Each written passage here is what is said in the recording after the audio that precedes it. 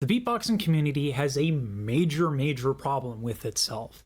It absolutely shoots itself in the foot, and then at the same time complains why beatboxing isn't more well known. Will complain that the GBB doesn't pay enough, that there's not a good alternative, and then simultaneously, when, I don't know, two very big beatboxers host a literal tournament with prize money, that those two people are just dirty and in it for the money. I tell you, if Shazam and Sin were their business model was to do this tournament, and that was honestly a business decision, then they're idiots. They did not do the BBU because it was a good financial decision. You can maybe argue that it builds the brand, right, and builds trust, but it is not a good business decision. Do you have any idea what it takes to hold that sort of event? I used to run a nonprofit that did events, okay? And oh my God, you have to raise the money. You have to coordinate with all the talent, which, by the way, I'm sorry to say, artists are usually extremely difficult to work with and are generally unreliable, but of course not all, but you still have to consider that in the challenges. You have video editors, you have audio editors, you have copyright to deal with, and it is seriously expensive. I gotta tell you, like, folks might look at Shazam and say, oh, big channels put in tens of thousands of views. Do you realize how little money the beatboxing demographic pays? On a gospel video, if I get 1,000 views, that pays me the same as a 10,000 view beatbox video. You don't get to have it both ways. I don't think people realize they're discouraging people from taking a lead on initiatives that will actually make beatboxing more lucrative, get the artists more opportunities, certainly at least have more eyeballs. There's a great example of, I was asked, I went to the subreddit and I was like, hey, I'm going to talk to a beatbox scientist. What are your questions? And a lot of people came up with vocal health. So I posted and I was like, here's this literal beatboxing scientist. I'm not talking about like he's a scientist, he dabbled in no. His dissertation, which is like 10 to 15 years of research in linguistics, specifically beatboxing linguistics. And people, not just in the subreddit, but even in the comment sections, they're pushing back. They're like, well, he can't beatbox, so what does he know? We should listen to the beatboxers talk about MRI footage, because that's, I can't even make up a dumb reason. Like, it's incomprehensible. The amount of conflict and discouragement, it is a wonder people take on what they take on. And it's not limited to, just people in YouTube comments and Reddit. Some of the beatboxers themselves kind of need to put their foot in their mouth. I'm not going to name names because I don't think that that's fair, because I think there are a lot of people that do this or do this not knowing. There have been so many complaints about sponsorships and what sponsorships provide and the equipment that they provided. Listen, it's perfectly fair to give an honest review of like the Mark II, right? A lot of contestants were forced to use the Mark II maybe on short notice. The fact of the matter is that those Mark IIs, as far as I understand it, were provided by Boss. They got a free $700-something piece of equipment, and yes, you go into a tournament, you go into a competition, you're in it to win it, and there's monetary things on the line, right? So someone gives you a $700 thing, and then, it's like, here, good luck, have fun with it. So it's okay to take issue with that. What is just like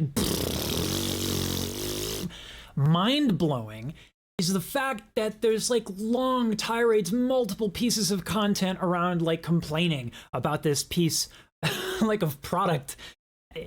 They're sponsoring they're throwing money at beatboxing, a lot of it. And really, there's only like a handful of sponsors. So again, you can do realistic, honest to God product reviews, but incessantly complaining about a sponsor is probably the antithesis. I can't think of a more destructive way to get off of the path of higher viewership, more compensation for artists. You got to ask, who are the people that are making beatboxing bigger and better? Now, generally, I will say this is a really, really good thing about the community. Y'all are on the lookout for new talent. Like Jolox was like, I don't know, like he had like 1,000 views or something like that, or 1,000 subs. His Instagram was like not that big either. And then, you know, like I do a video, Shazam and Sin do a video, and people were super ready and willing to support Jolox. Young kid with a tremendous amount of talent, and that's special. I really hope that doesn't go anywhere, where we just kind of set like, here are the artists, boom, we're done, right? The beatboxing community is thirsty for new talent and new music, and that's amazing. That's really, that and sound banking and like literally making new human sounds, like there's a lot to be proud of. But if you care about the growth of the art form and its reach, and again, the artist compensation, all of this stuff, like so many people are just sabotaging that. We're really, really lucky that Shazam and Sin did the BBU, because again, let me triple underline this. One, it's not easy. It is not easy to host, run, and organize a tournament. It was probably not profitable. Or if it was profitable, it would have made way more sense to just do more reacts. You can look at the numbers. Their react videos pop off. They put them in different languages, which, by the way, really smart business move. I just want to say, like, Mr. Beast talked about that, and then I saw that they were doing it, and I was like, I wish I could hire a translator, but maybe, I don't know, maybe Google Translate could, cha-ching. I digress. The point is that a React video takes all of maybe 30 minutes, and the editing that they put on that, they have an editor for, they show up that away. The compensation for that editor is probably nice. Shazam and Sin have really well-edited, polished videos, but they don't take a lot of work. They just don't. I mean, like I'm doing React content. I think it's valuable. I think it's like basically music journalism for YouTube, but yeah, it's like not hard. So Shazam and Sin have low-hanging fruit. They could make bank sitting on their asses and just shitting out content, React content. How do I know? It's what I do. But it's worth saying that I would be far more profitable. I would make way more money if I just never covered beatboxers. If I just covered singers like Beyonce, Mariah Carey, literally any R&B or gospel artist. Like, I have cut my AdSense. It's actually been more than in half. And it's simply because I really find beatboxing interesting. But I understand a lot of beatboxing people, like they're young, right? And they don't, young people in their teenage years can be, irreverent. And that was more than the case for me. And I got into a lot of like fights and like, I was like, like I was rebellious and I was contentious. I get it. But there are so many. I mean, Shazam and Sin had to make a video. Like, it was a joke video, like, haha, we're leaving beatboxing. And, like, to make a video like that, and for me to make a video like this, you have to come from a certain emotional position in order to even bother recording this or what they did. There's just a good chunk of the community. It's not all. It's hardly all. There are so many, like, class act beatboxers, content creators, and just like good-willed, people who are fond and participate in the community. Like, I would say the overwhelming majority of people are like that. But there are edgelords who will readily tear apart a female beatboxer, which, by the way, this is a real problem. We do not have enough female beatboxers, and the ones we do have get a disproportionate amount of crap for the weirdest things. I had to threaten a person in my live stream. I said, listen, you're being unreasonable, and if you don't chill out, I'm going to ban you. It just kept going on about how much this beatboxer sucks. And I've never seen that. It's more than one female artist that I've experienced. It's like, people love it. It's sexist. It is. That is what it is. You are giving a preference or a criticism of a beatboxer far more to one gender or sex to the other. And it is noticeably disproportionate. I could print my live stream chat logs, and the amount that would be in both columns, I mean, it's just boom, criticism of female beatboxers. And that is yet another shot in the foot. Sabotaging sponsorships, being overly critical about event organizers, and actively discouraging and making fun of certain kinds of beatboxers. You know not the harm that you do. Literally just had to ask a person, like, he was like, oh, this interview. I'm like, this guy has a fucking PhD in beatboxing. He's a beatboxing scientist.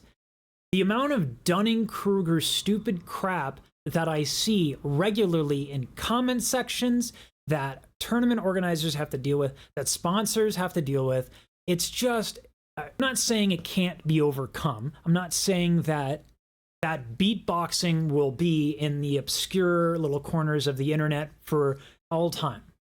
I really think beatboxing is going to go somewhere. I mean, look at like, if Can You Roll Like This with Napalm, 18 million views. You have Sorrow versus MB14, 45 million views last time I checked. It's probably up higher than that now. Like, beatboxing has viewership, a massive viewership.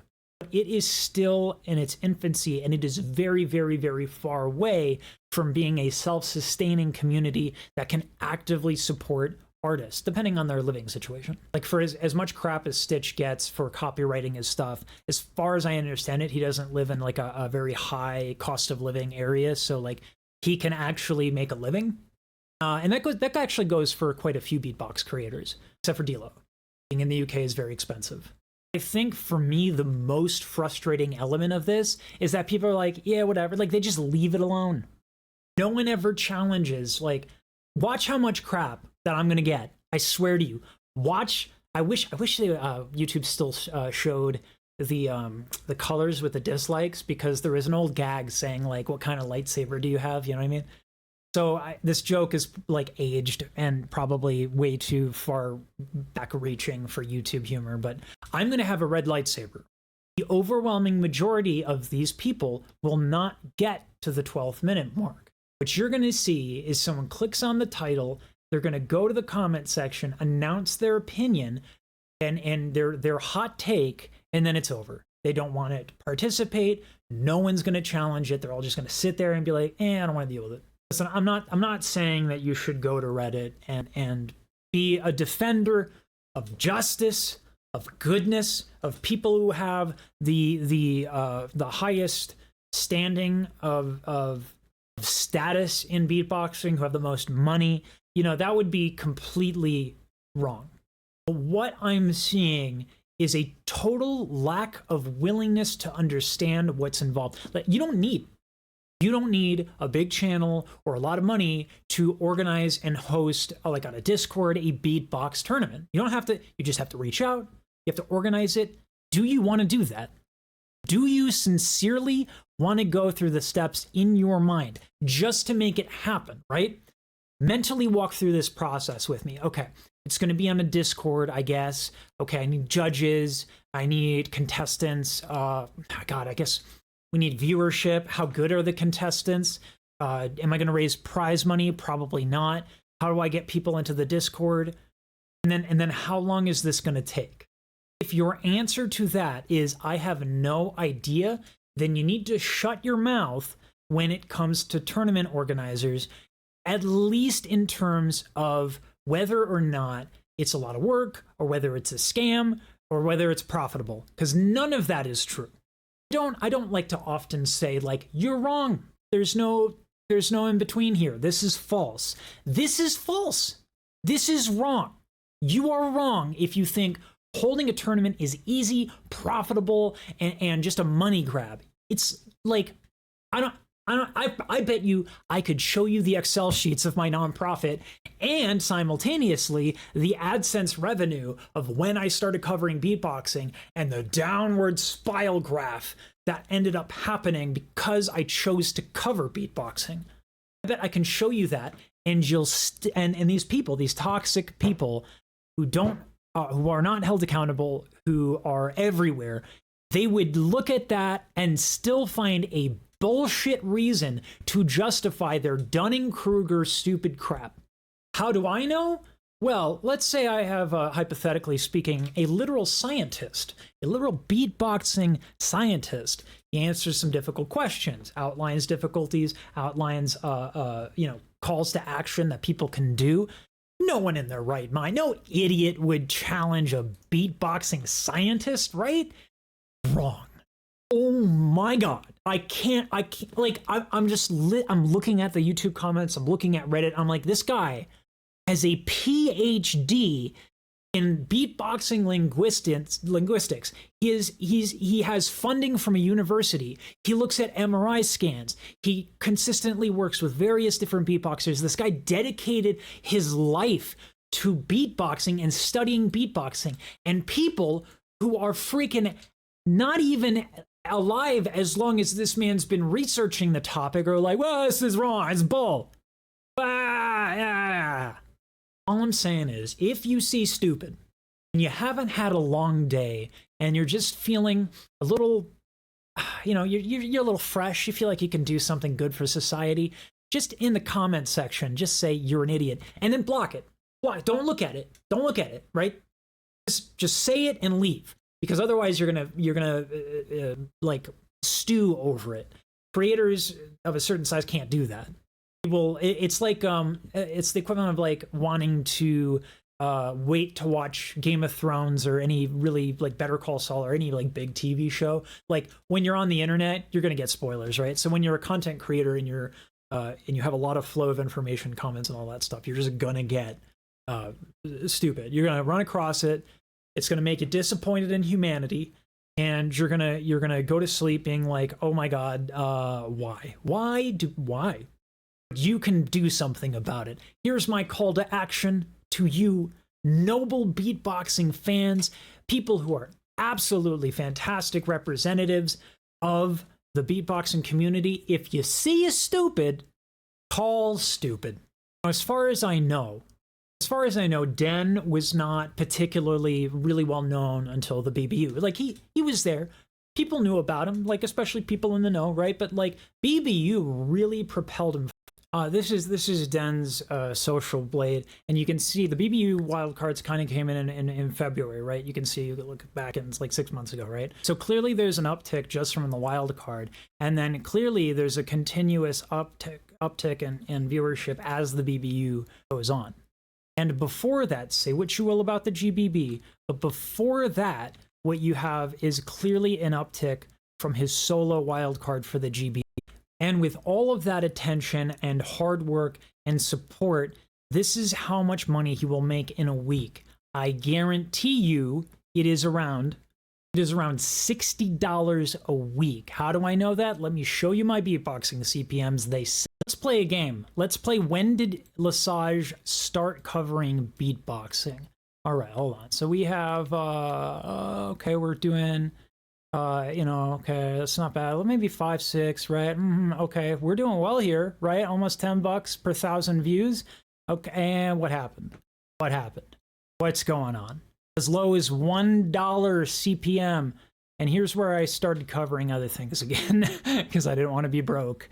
But even then, I'm to this day, while covering other things, I'm still only like $3.50, $3.5. So with Den getting 20,000 views in a week, and even if his CPM is on the higher end of that, he's making $60 a week. Beatboxing is not in a position to shoot itself in the foot. This will absolutely either slow down the amount of opportunities that artists have to actually make a living and do this full time, which we want that, by the way. I know people are like, oh, you should just get a job, do more React videos. Like, when we want artists to be the best that they can be, they should probably be full time, right? Here's the problem, though. I don't know if people know this. This might be a hot take. This might be controversial. Living costs money. What are you gonna do? Go to Den's landlord and be like, listen, man, okay, his beatboxing is on point. It's amazing. should give him like, a couple months free, right? How's the landlord going to respond? Despite getting the backing of very big creators, despite incredible performances, despite being a runner-up in a very high-profile competition, Den is nowhere even remotely close to being a full-time beatboxer. And if you say that the BBU was therefore useless, that the GBB is therefore useless, you'd be wrong. We looked at the graph. We looked at when GBB happened. We looked at when BBU happened. We know what happened to Den's channel. It grew significantly. We need more. We need more people doing more tournaments, going out of their way to get sponsorships. Listen, say what you want about Paponi and the GBB, okay? The fact is, the guy got sponsors. Like, Boss is a big sponsor, man. That's a dream sponsor. They got microphone sponsors, right?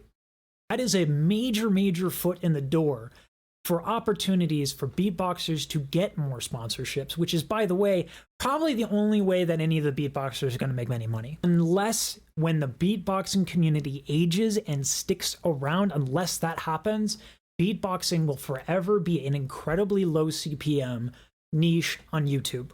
So again, beatboxing is not in a position to poo-poo and shoo away people that are trying to do a good thing. And even if you assume the worst, right? Even if it was a money grab, even if Shazam and Sin were somehow like in a dragon's lair, like counting their coins in the corner and you're like hiding it away, right? And just like, oh, we don't make any money. Even if that is the case, no one has proof. No one hired a PI to look at the bank accounts of Shazam and Sin. Nobody has any proof. And yet, so many people just chime in. It hurts my brain. It really hurts my brain. And especially, it hurts me especially having done this stuff before, having done what they do. It's a fucking nightmare. My wife runs events at different larger venues. That is her job. That is what she does for a living. And let me tell you, it pays, and she has the help of a full team. Want to know why? Because it's hard. Shazam and Sin are 2 people. That's it. Yes, they can hire editors. Yes, they can host a prize pool. Again, the accusation that it's a money grab without any evidence and without any knowledge of the space at all is some Dunning-Kruger bullshit. So again, if you see this crap, just type something. Just type something and then turn off the internet for like 24 hours, right? And don't, if you get a notification, just like, I don't know, put like a post-it note on top of it. But like, just be a little bit more willing to defend what is obvious. For example, like Stitch claiming his work and his music. It's like that's easy to defend, right? And luckily people did go to that angle when Stitch commented on my video, and a lot of people were like, there were a lot of people who came to Stitch's defense and said this is ridiculous. But listen, you can be busy, you can have your own stuff to deal with, commenting and dealing with that on the internet. I get it. Like, I don't want to do it either, right? So I can understand that. I can empathize with that. But what we can do is hold back.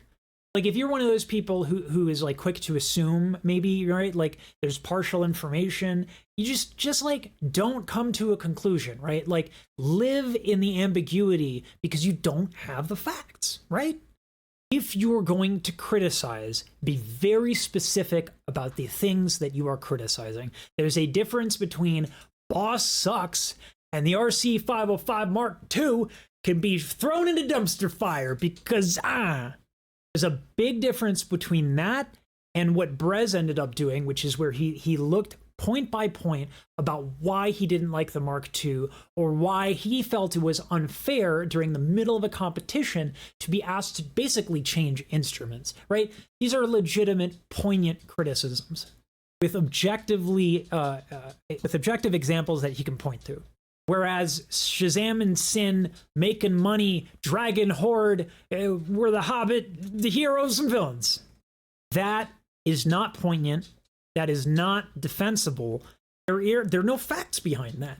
It's a cynical view of people that are really trying hard to do shit, to make beatboxing bigger and better. Like I said, Den, killer, right? Den blew up with GBB, blew up with BBU. Den, great beatboxing singer. Broke as fuck. Not making any money off of this. You gotta do better. There are real consequences to not doing better. I've seen them. I've done them. I've been both guilty of causing this sort of delay in goodness in a community. Like I used to be, like I said, I used to be very contentious, right? Get into fights all the time, not just on Reddit, but in person, right? I know the consequences from both angles. And this idea that people are just going to somehow step in and take the place of people who are already there is ridiculous. Frankly, I'm actually shocked. I'm actually shocked. Shazam and Sin are young, but their business acumen is like, whoa, okay, oh god. Like, these are two very talented individuals who not only know how to beatbox, but also are really good at administration and running things. And that's not a common set of skills at all. So the idea that the BBU is expendable and replaceable is not true.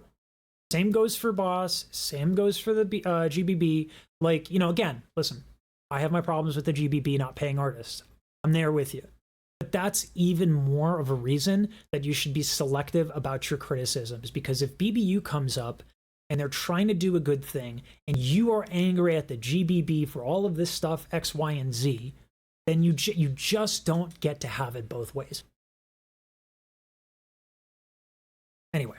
Oh god, my channel's gonna blow up. I'm gonna get doxxed. Watch me get doxxed. This is gonna happen. At least swatted, at the very least. I'm gonna get in so much crap for this.